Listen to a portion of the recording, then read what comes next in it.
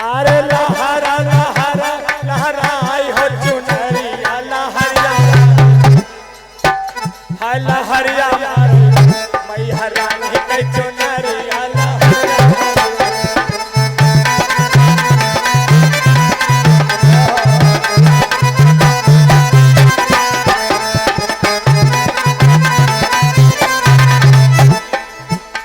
अरे लहरा लहरा लहराई हो चुनरिया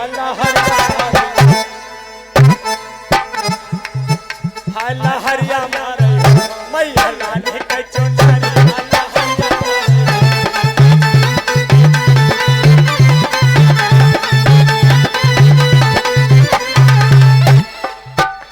अरे ओड़ी के चुनरिया गला सगीरा पहुंची गला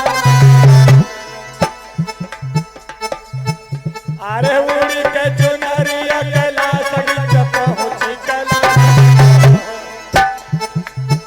गौरा मैया के चुनरिया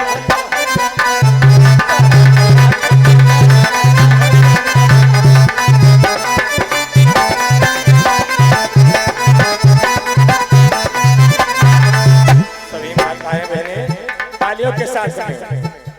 परम पिता परमात्मा ने अगर आपको दो दो हाथ दिए हैं, हमारे भैया लोग और माताएं बहनें सभी लोग, कि हे मैया रानी, हे मैया रानी, अरे जो भी तुम्हारे दरबार में तालियां बजाए उसकी किस्मत उजली कर देना, और जो तुम्हारे दरबार में तालियां ना बजाए, ज्यादा नहीं थोड़ी सी समझ लो। फिर सभी लोग अपने अपने हाथों पर, क्या बात है।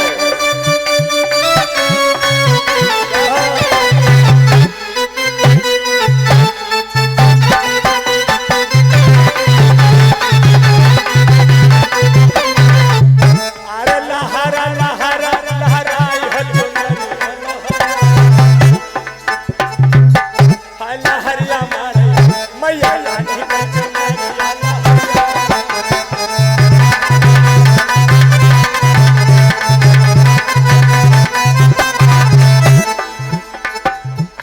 अरे ओड़े के चुनरिया में कोठरी जाता क्या बात है सिर भैया। अरे ओड़ी के चुनरिया में कोठरी जाता लक्ष्मी मैया के चुनरिया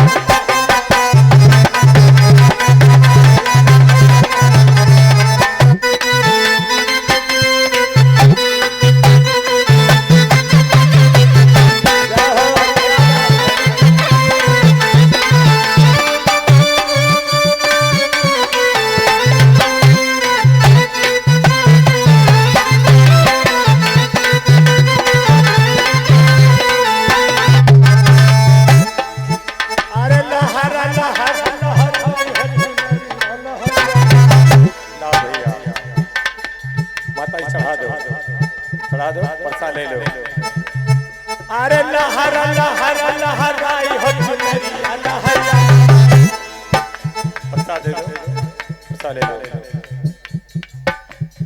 हाँ, प्रदीप की मम्मी जी के द्वारा ज्ञान मुद्रा प्रदान, परसा ले लो अच्छी से।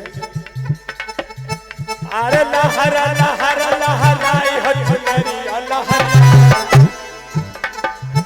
हाय लहरिया